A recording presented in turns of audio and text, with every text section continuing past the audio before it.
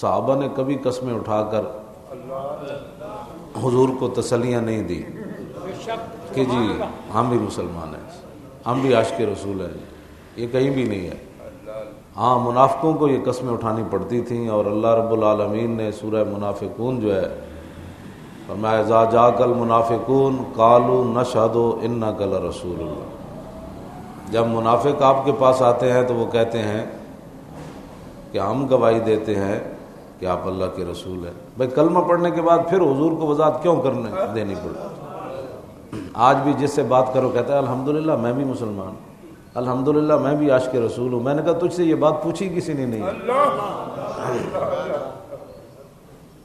یہ وضاحتیں اسے دینی پڑتی ہیں جس کے اندر کوئی گڑبڑ ہو، ان کو وضاحتیں دینی پڑتی تھی۔ اذا جاءک المنافقون قالوا نشہد انک لرسول اللہ، وہ کر کہتے تھے ہم بالکل گواہی دیتے ہیں کہ آپ اللہ کے رسول ہیں، اور اللہ نے فرمایا واللہ یعلم انک لرسول، حبیب اللہ پتہ ہے اللہ کو آپ کے رسول ہیں، اللہ کو پتہ ہے، لیکن واللہ یشہد ان المنافقین لکاذبون، اللہ یہ گواہی دیتا ہے کہ یہ جھوٹ بولتے ہیں۔ اللہ اکبر، سبحان اللہ، سبحان اللہ۔ تو مومن کو کبھی بھی اپنے ایمان کی وضاحت نہیں کرنی پڑتی، وضاحت اسے ہی کرنی پڑتی ہے جس کے دل میں کوئی گڑبڑ ہو۔ ابو سے رسالت پر بات کرو تو کہتے ہیں الحمدللہ ہم بھی مسلمان ہیں، ہم بھی عاشق رسول۔ میں کہو یہ باتیں تو کرنی نہیں پڑتی، یہ باتیں نہیں کرنی پڑتی، مسلمان کو یہ باتیں وضاحت کی ضرورت ہی نہیں ہوتی۔ ہاں جی، مسلمان کو تو خود عمل گواہی دیتا ہے، بلکہ اس کے کردار اور اس کے عمل کو دیکھ کر تو غیر بھی متاثر ہوتے ہیں کہ واہ جی واہ محبت ہو تو پھر ایسی ہو۔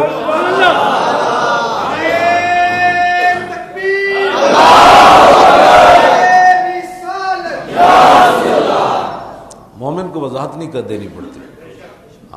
یہ انہوں نے بار بار کہا کہ ہم جی واللہ یشہد ان اتخذوا ایمانہم جنۃ فصدوا عن سبیل اللہ، اور اللہ نے فرمایا کہ میرے حبیب یہ جو آپ کے سامنے قسمیں اٹھاتے ہیں نا، یہ ڈھال بناتے ہیں، لوگوں کو یقین دلاتے ہیں کہ ہم بھی ایسے ہیں، ہم بھی ایسے ہیں، لیکن میرے حبیب یہ بات ایسے نہیں ہے۔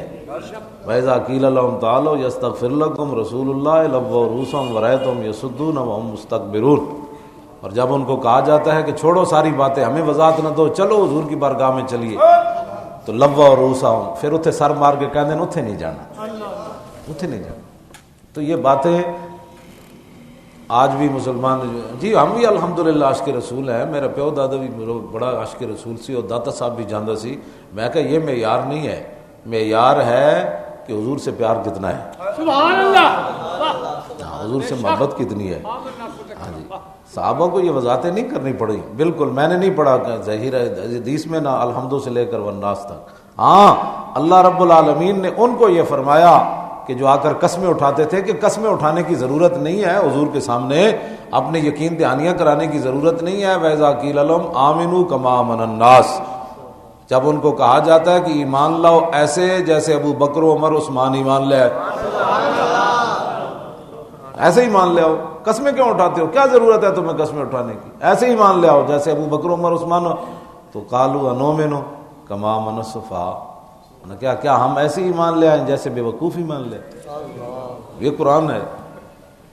تو صحابہ کیا کرتے تھے، کیا نعوذ باللہ من ذالک، صحابہ کی صفحات کیا تھی، صحابہ کی صفحات کیا تھی؟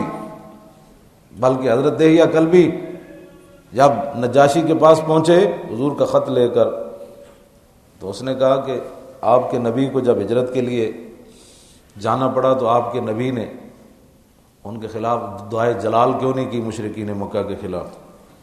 ویسے تو لوگ بد دعا کہتے ہیں، ہمارے بزرگوں نے کہا کہ حضور کی جو ہے نا اس کو دعائے جلال کہتے ہیں۔ کہا حضور نے دعائے جلال کیوں نہیں کی ان کے خلاف جب وہ مکہ مکرمہ سے ہجرت فرما رہے تھے تو مشرکین کے خلاف؟ تو صحابی نے جواب دیا، آپ نے فرمایا جدوں عیسیٰ علیہ السلام نو پھانسی چاڑ رہے سن تو انہاں کیوں نہیں بد دعا کی؟ تے او اگوں کمن لگ پیا، کہنے لگا تو آپوں بھی کریم ہے تے جنہاں تینوں بھیجا انہاں دا تے جواب ہی کوئی نہیں۔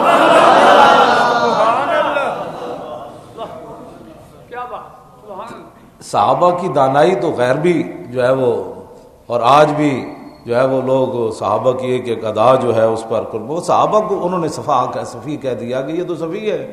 اب صحابہ کی صفات کیا تھی؟